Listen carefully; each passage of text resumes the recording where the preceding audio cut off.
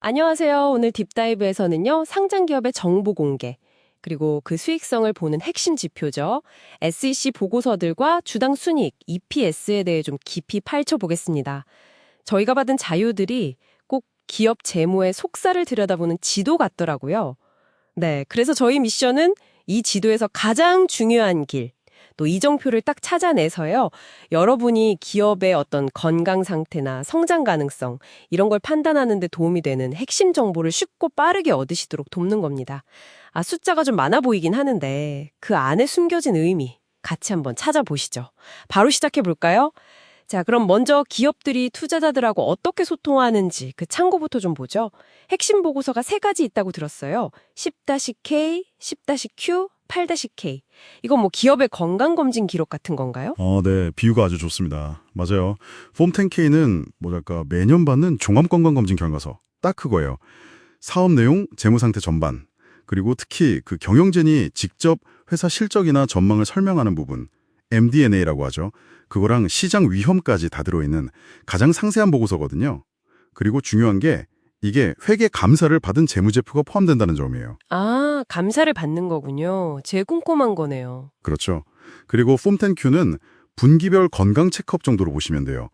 첫 3분기 동안 내는 건데 아무래도 10K보다는 좀 요약된 정보고요. 재무제표도 보통 감사는 안 받죠. 좀 더 빨리빨리 최신 상황을 알려주는 역할입니다. 알겠습니다. 그럼 8-K는요? 이건 이름부터가 좀 정기적인 느낌은 아닌데요. 네, 맞아요. 예리하시네요.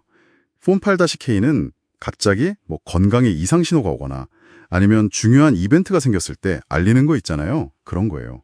예를 들면 어떤 거죠? 뭐 예를 들어 회사가 파산 신청을 한다거나 아니면 아주 큰 자산을 팔거나 살 때, 또 회계법인을 바꾼다거나 주요 임원이 바뀐다거나 이런 좀 예측하기 힘든 중대 사건이 터졌을 때요. 4영업일 안에 바로 알려야 돼요. 와, 4영업일이요. 진짜 빠르네요. 네, 투자자 입장에서는 정말 놓치면 안 되는 긴급 공지 같은 거죠. 아하, 정리가 되네요.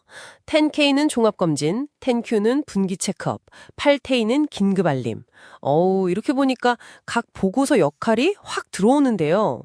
자, 그럼 이런 보고서들 속에서 투자자들이 제일 주목하는 숫자 중 하나, 바로 주당 순이익 EPS로 넘어가 보죠. 이게 왜 그렇게 중요할까요? EPS는요. 아주 쉽게 말하면 회사가 주식 한 주로 얼마를 벌었나 이걸 보여주는 거예요. 가장 직접적인 수익성 지표죠. 당연히 높을수록 좋고요. 네, 그렇죠. 근데 여기에도 버전이 2가지가 있어요. 기본 EPS, 그러니까 베이직 EPS하고요. 희석 EPS, 다일루티드 EPS 이렇게요. 기본이랑 희석이요? 그 차이가 핵심이겠군요. 네, 맞습니다. 회사의 자본구조, 그러니까 발행한 주식 종류가 단순해서 보통주만 딱 있다. 이러면 기본 EPS만 보시면 돼요. 계산은 어떻게 하죠? 계산은 뭐 간단해요.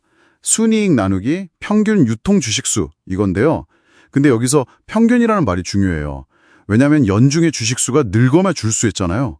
그렇죠. 유상증자 할 수도 있고 자사주 매입도 하고. 네, 바로 그거죠.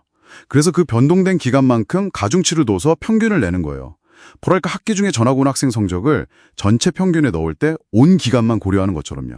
가중평균. 네네. 이해됩니다. 근데 이제 좀 복잡한 경우, 예를 들어서 나중에 보통주로 바뀔 수 있는 거 있잖아요.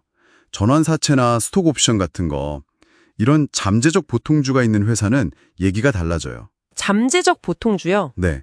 이런 경우에는 기본 EPS랑 같이 희석 EPS도 꼭 봐야 돼요.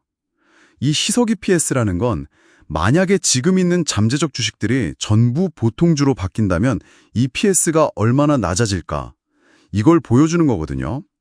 일종의 스트레스 테스트 결과 같은 거죠. 그러니까 희석 EPS는 그냥 단순히 계산된 숫자가 아니라 뭐랄까 경영진이 미래 성장을 위해서 현재 주주 가치를 얼마나 좀 활용할 계획인지 그런 잠재적 영향을 보여주는 신호 뭐 이렇게 볼 수도 있겠네요. 스톡 옵션이나 전환 사채 같은 걸로요. 정확합니다. 바로 그거예요. 그래서 투자자들이 이 숫자를 보면서 회사의 성장 전략이랑 동시에 내 주식 가치가 좀 희석될 수 있는 위험도 같이 읽으려고 하는 거죠. 그럼 계산은 어떻게 다른가요? 더 복잡할 것 같은데요? 네, 조금 더 복잡하죠. 스톡옵션 같은 경우는 자기주식법이라는 방식을 쓰고요. 전환사채는 전환가정법, 이런 걸 써요. 자세한 계산법보다는 그 핵심 개념이 중요한데요. 결국 이 잠재적 주식들이 실제 보통주로 전환됐을 때의 효과를 최대한 현실적으로 반영하려는 거예요. 근데 여기서 또 재밌는 점이 있어요. 반희석 효과라는 건데요. 반희석이요? 희석이 안 된다는 건가요? 네, 오히려 잠재적 주식을 계산에 포함시켰더니 EPS가 더 높아지는 경우가 생길 수 있어요. 그럴 수도 있군요. 네, 이럴 때는 희석 EPS 계산에서 그 잠재적 주식을 빼버립니다. 왜냐하면 희석 EPS의 목적은 어디까지나 주주에게 생길 수 있는 최대의 희석 효과, 그러니까 가장 안 좋은 시나리오를 보여주는 거거든요. 와, 진짜 흥미로운데요. 희석 효과를 보려다가 오히려 EPS가 오르면 빼버린다니 엄청 보수적인 관점이네요. 결국 여러분이 기업 실적 보실 때 기본 EPS만 딱 볼 게 아니라 희석 EPS까지 꼭 같이 확인해야 그 기업의 진짜 수익성 그리고 잠재적인 변화 가능성까지 읽어낼 수 있다. 이런 말씀이시군요. 특히 두 EPS 차이가 크다면 더 자세히 봐야겠네요. 네, 오늘 SEC 보고 요건부터 시작해서 EPS의 두 얼굴까지 기업 재무 정보의 핵심을 아주 깊이 파고들어 봤습니다.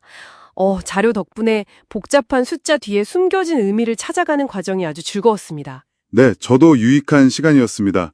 마지막으로 여러분께 질문 하나 던지면서 마무리할까 하는데요. 한번 생각해 보시면 좋을 것 같아요. 기업이 자금을 조달하거나 임직원에게 보상을 할 때요. 그냥 빚을 내거나 현금을 줄 수도 있는데 왜 굳이 주식 가치를 희석시킬 수도 있는 전환사채나 스톡옵션을 선택하는 걸까요? 아, 그러네요. 이런 결정이 그 회사의 장기적인 전략이나 성장 계획, 그리고 주주와의 관계에 대해서 과연 어떤 메시지를 던지고 있는 걸까요? 이 질문에 대한 답을 한번 고민해 보시면 오늘 저희가 나눈 이야기들이 좀 더 입체적으로 다가오지 않을까 싶습니다.